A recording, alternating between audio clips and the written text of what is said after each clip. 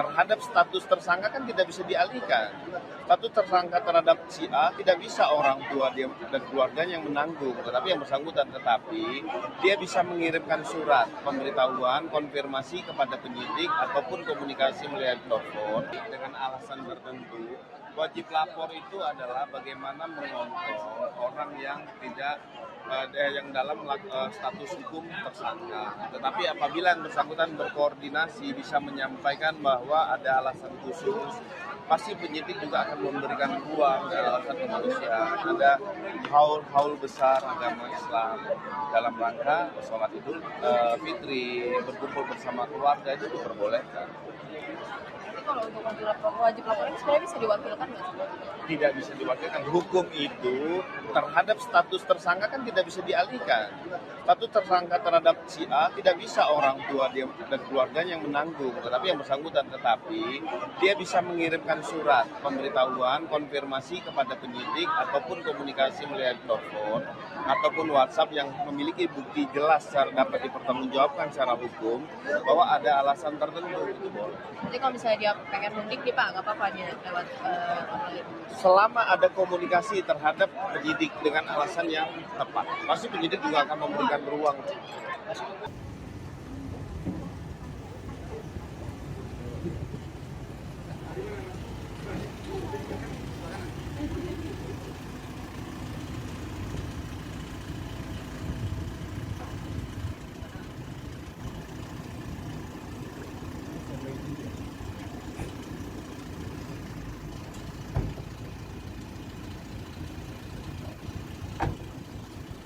Bang Rismon, sedikit Bang.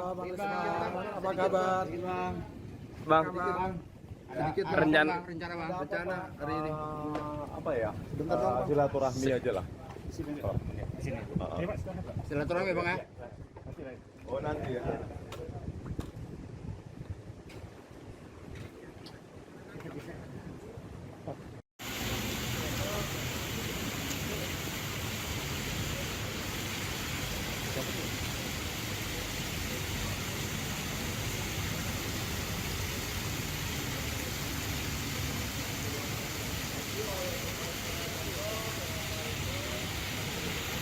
Apa yang dilakukan Pak Roy dan Bu Diva saya tidak tahu ya, karena memang objek kajian saya berbeda. Nah, dalam penelitian lanjutan saya ada temuan-temuan baru yang memang berdasarkan penelitian juga dapat dipertanggungjawabkan secara ilmiah. Pak. Saya juga deh. Iya, Pak.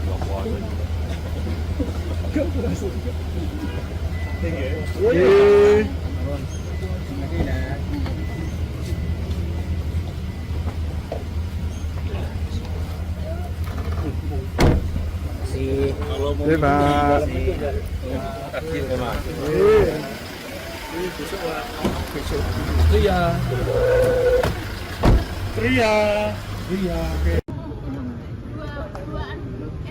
Boleh di timur.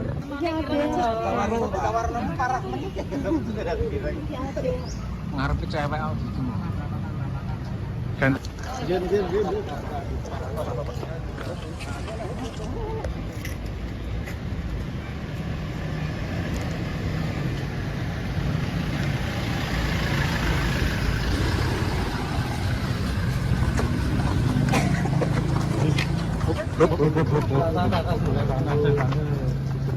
Di zoom bro, di zoom bro.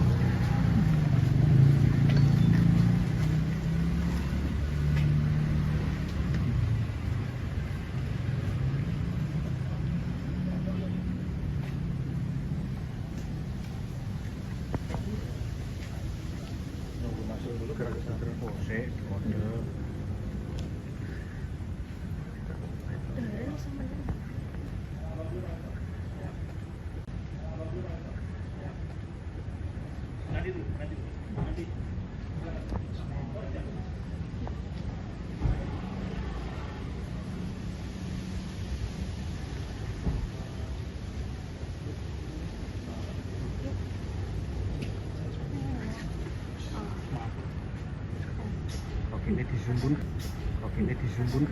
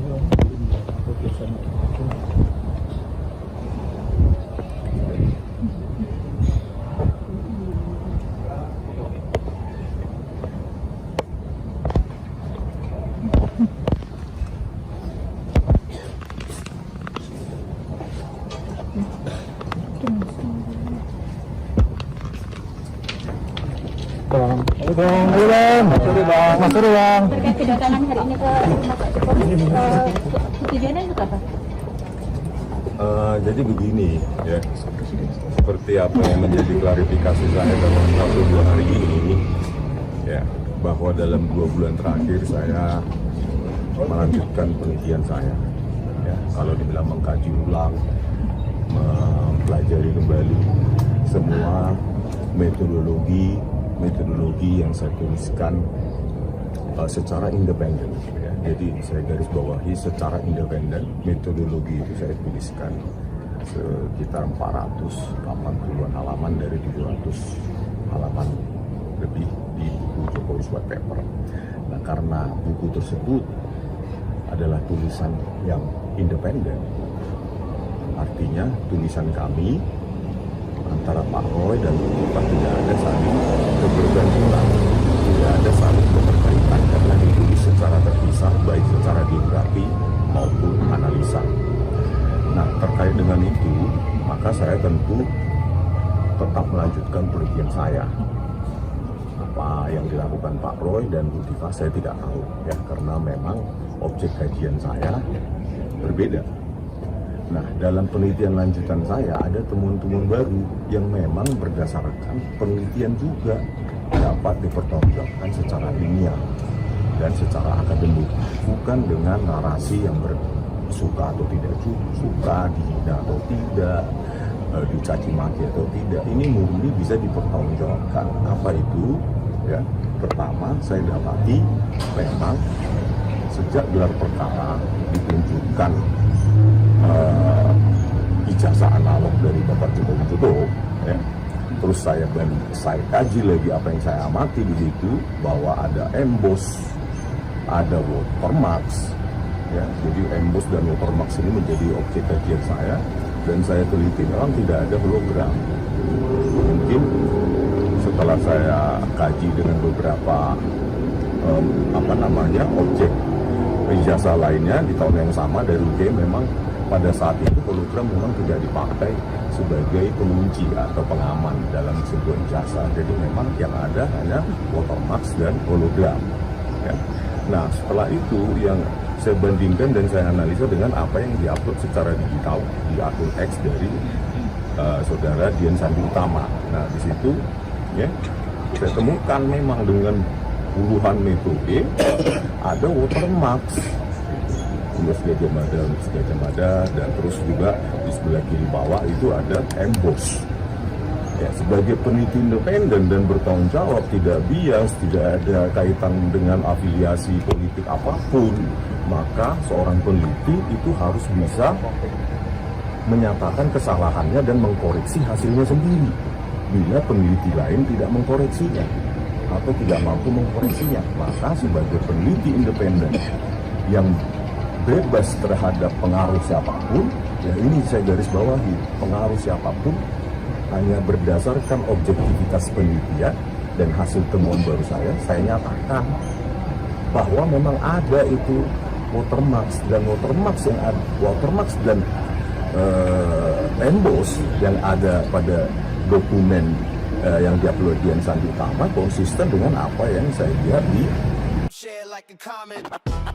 Subscribe, share, like, and comment. Subscribe, share, like, and comment.